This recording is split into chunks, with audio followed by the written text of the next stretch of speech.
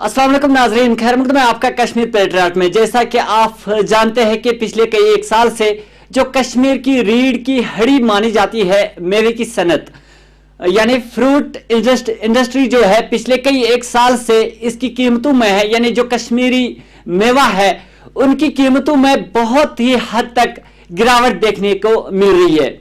पिछले साल की अगर हम बात करें, पिछले साल एक ये भी एलिगेशन लगाई जा रही थी कि जो हिंदुस्तान की बाकी मतलब मंडीज है वहां पर जो ईरानी सेब है, ईरानियन एप्पल वहां पर आया है जिसको काफी ही लो टैक्स रेट पर इंडिया ने उस वक्त हासिल किया था, तो वो भी एक कारण बताया जा रहा था। लेकिन अब अगर देखा जाए तो वो सीजन था पिछले साल का, लेकिन इस साल जो देखा जा रहा है कि जो एप्पल है, कश्मीर का सेब है या कश्मीर का कोई भी मेवा है जो हिंदुस्तान की दीगर मंडियों में जाता है या मुल्क से बाहर मंडियों में जाता है, तो उनकी कीमतों में काफी हद तक गिरावट है, जिसके नतीजे में यहाँ का जो ताजिर है, यहाँ का जो फ्रूट ग्रोवर है, कश्मीर का कोई भी बंदा जो इस फ्रूट की सनत से वाबस्ता है वो काफी हद तक तशवीश में मुब्तला हो चुका है।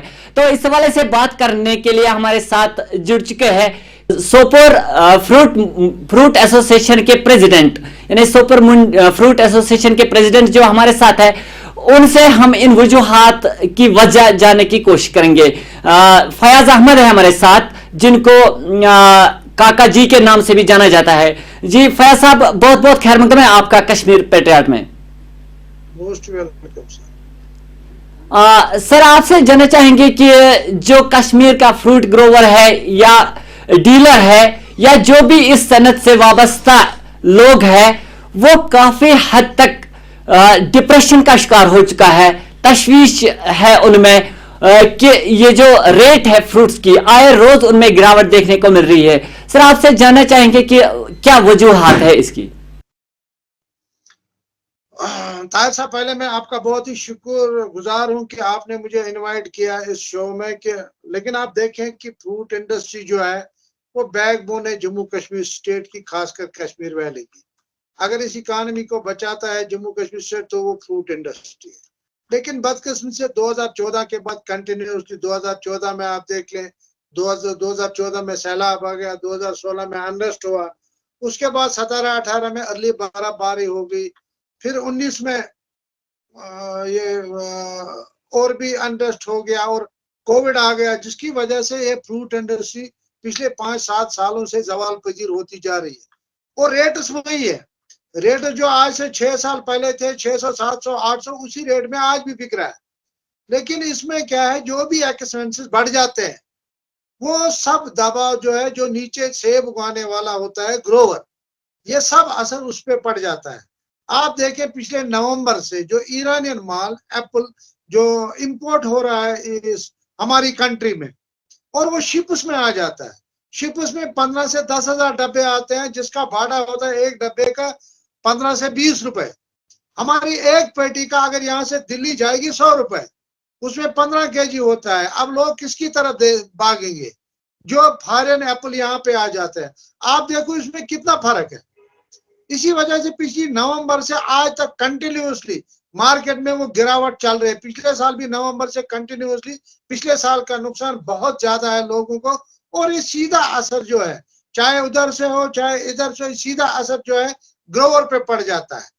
अब इस साल हमें उम्मीद थी, उससे पहले पेस्टिसाइड्स, गैर मैरी पेस्टिसाइड्स मार्केट में आ गया, गैर मैरी फर्टिलाइजर मार्केट में आ गया, जिसकी वजह से बागों में बीमारी हो गई, सेब में बीमारी हो गई, और भी सारे वजूहात हो गए जिससे मार्केट डाउन हो गए और खर्चे बढ़ते जा रहे हैं। और अभी आप देखें हमारा एप्पल जो है एक अमेरिकन होता है जो 35% है, करीबन 30% है नॉर्थ कश्मीर में, वो बांग्लादेश जाता है। पिछले साल 40 रुपए 50 पैसा पर केजी बांग्लादेश गवर्नमेंट टैक्स लेती थी, इस साल उन्होंने 55 रुपए कर दिया। इसका ये होता है कि 13 से 14 लाख हमारी एक ट्रक पे खर्चा बैठता है, और ये सीधा असर जो है ग्रोवर पे पड़ जाता है।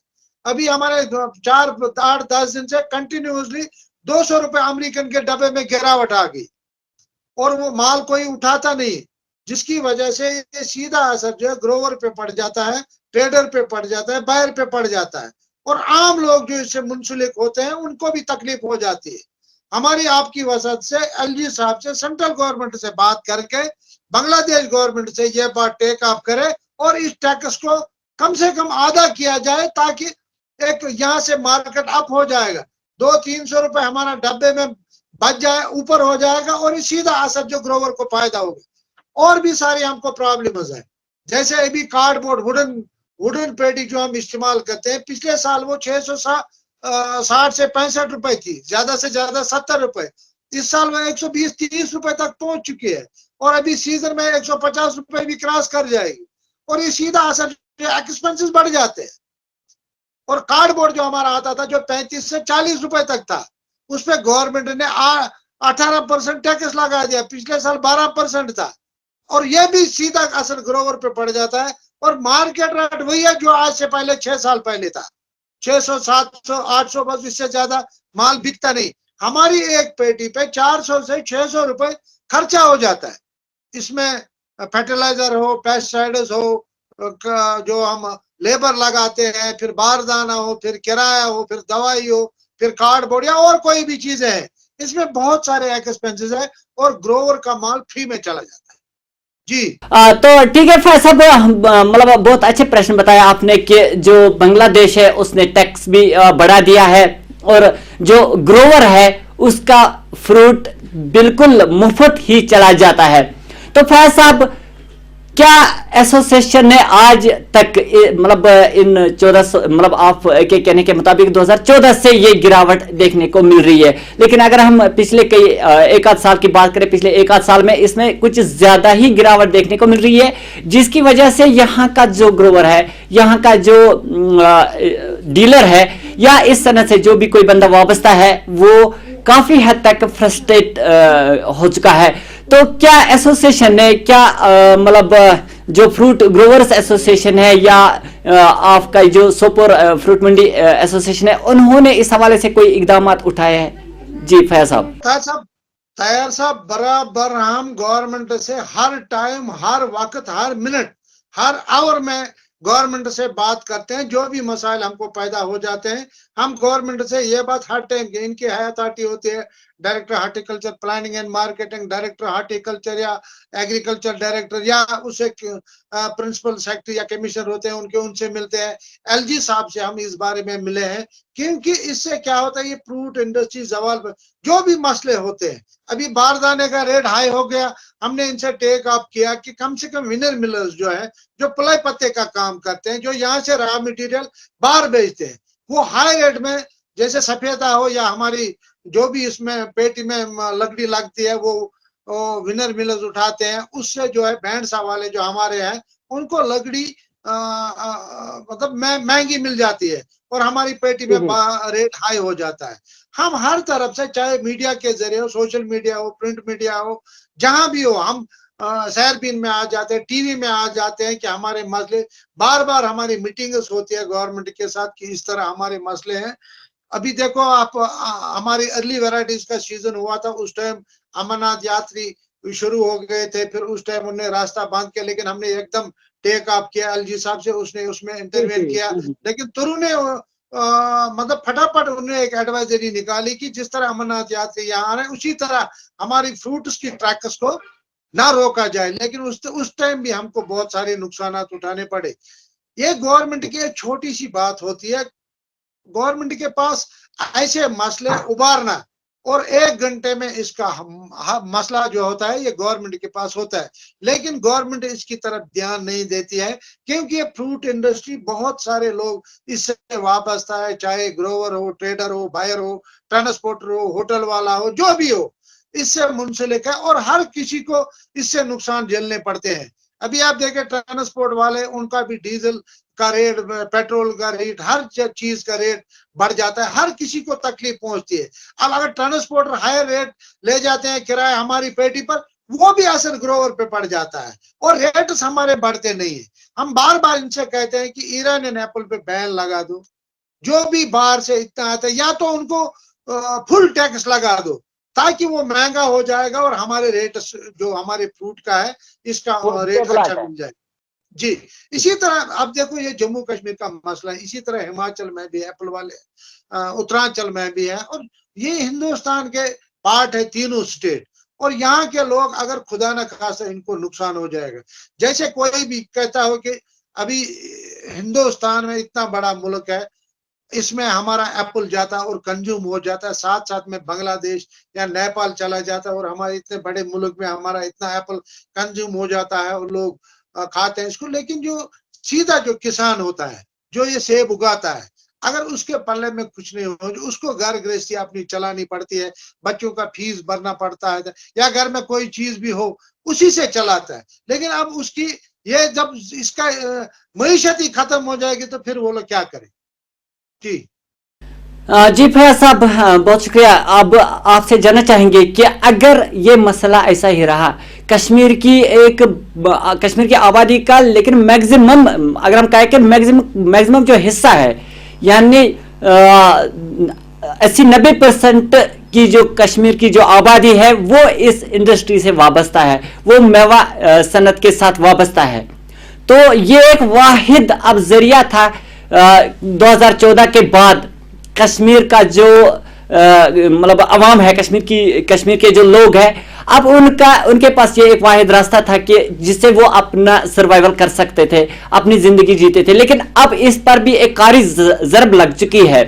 तो अगर ये सिलसिला इसी तरह जारी रहेगा तो क्या लाहे अमल आगे होगा? जी फैयाज साहब। ताहिर साहब, पहले मैं आपको ये बताना चाहता हूँ, फ्रूट इंडस्ट्री जो है ये बहुत बड़ी इंडस्ट्री, खासकर कश्मीर वैली का जो फ्रूट है, प्रोडक्शन जो है, यहाँ प्रोडक्शन बढ़ती जा रही है। अभी आप देखें, आप हाइड इंडस्ट्री का गवर्नमेंट ने प्लान, अब देखो गवर्नमेंट ने कहा कि हाइड इंडस्ट्री लगाओ, हाइड इंडस्ट्री लगा, लेकिन ये हाइड इंडस्ट्री भी उस टाइम तैयार हो जाती है जब शिमला का पीक हो जी जी जाता जी, है, उस तरह ठीक हाइड। पे होता है। जी सर। और ये फ्रूट इंडस्ट्री जो एम्प्लॉयमेंट जनरेट करती है लोगों को, क्योंकि आप देखिए पढ़े लिखे लोग हैं जिनके पास नौकरी नहीं है, जिनके पास यहाँ कोई इंडस्ट्री ऐसी बड़ी बड़ी नहीं है कि लोग जाए नौकरी करें, यही एक सवाल आ रहा है जो फ्रूट इंडस्ट्री है। इससे जो मैं अगर 2 बच्चे 3 बच्चे पढ़े लिखे वो भी इसी फ्रूट के साथ काम वो करते हैं, इसी से उनके पास वाबस्ता होते अंडा थे। हो, क्योंकि वो चाहते हैं कि लोग पढ़े लिखे हैं, रोजगार नहीं मिलता है, गवर्नमेंट सर्विस नहीं मिलती है, अब वो इसी फ्रूट के साथ लगी। और हमारी मंडी जो एशिया की सबसे बड़ी मंडी इस टाइम है, या शुपियान है या श्रीनगर में, लोग इसी में जाते हैं, अपना रोजगार कमाते हैं। कोई ट्रेडर का काम करता है, कोई बायर का काम करता है, ट्रांसपोर्ट के साथ करता है, कोई होटल का काम करता है, कोई दूसरा काम, कोई कंप्यूटर का काम कर रहा है। इसी तरह हर किसी का रोजगार चल, जब इसमें मुनाफा हो जाता है तो लोग और भी इसमें जुड़ जाते हैं। लेकिन बदकिस्मती से अभी तक जो है पूरे जो ग्रोवर खसारे में जाते हैं, बैंकों के कर्जदार होते जाते हैं, आड़तियों के कर्जदार होते जा रहे हैं। अब हम सिर्फ ये है कि एम्प्लॉयज हम बने हैं, जो भी बैंक है उनके एम्प्लॉयज हम कमाने वाले हैं और बैंक लोग खाते, क्योंकि आप देखें बैंक बख्शता नहीं, चाहे इंटरेस्ट हो चाहे कुछ भी हो, वो नहीं छोड़ते हैं। अब इसी तरह से ये लोग अब गुलाम हम बन चुके हैं, बैंकों के, बाहर के, आड़तियों के, किसी के पल्ले कुछ नहीं पड़ता है। मेरी एलजी साहब के वजह एलजी साहब से यही अपील होगी कि इस मसले को तुरंत हल किया जाए, क्योंकि एमएसपी इस पे लागू, मिनिमम सपोर्ट प्राइस जो किसान को मिलना चाहिए वो इनको मिलना चाहिए। हम कोशिश करते हैं हर टाइम, अगर हम बात नहीं करेंगे तो यह बात मेरे ख्याल में टनल से आगे जाएगी नहीं। लेकिन हम इन मसले, और हमारा फर्ज भी बनता है क्योंकि हम खुद इससे वाबस्ता है, उन्हें हमको चुना है। अगर हम ये मसले नहीं उठाएंगे तो हमारा कोई मतलब ही नहीं रहता कि उस कुर्सी पर बैठना। हम कोशिश करते हैं कि ये मसले हल हो जाए, ताकि यहाँ का जो किसान है, यहाँ का जो उसकी फैमिलीज है, वो थोड़ी राहत की सांस लेके।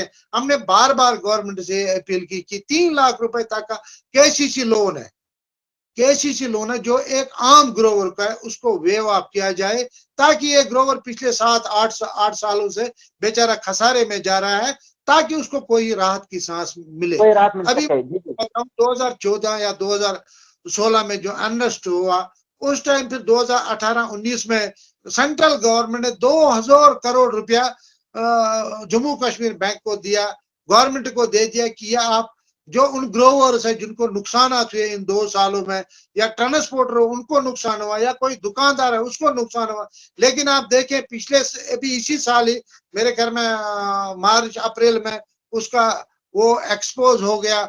वो सिर्फ कुछ गिने चुने लोगों को दिया गया, लेकिन किसी गरीब किसान के पास नहीं पहुंचा। मैं आपकी वसादत से एलजी साहब से यही अपील करूंगा कि सेंट्रल गवर्नमेंट, क्योंकि हम यूटी के तहत अभी है और सेंट्रल गवर्नमेंट का हाथ हमारी स्टेट में बहुत ज्यादा है, उनको चाहिए कि उस फ्रूट इंडस्ट्री की तरफ ध्यान देना चाहिए ताकि लोग राहत की सांस ले सके।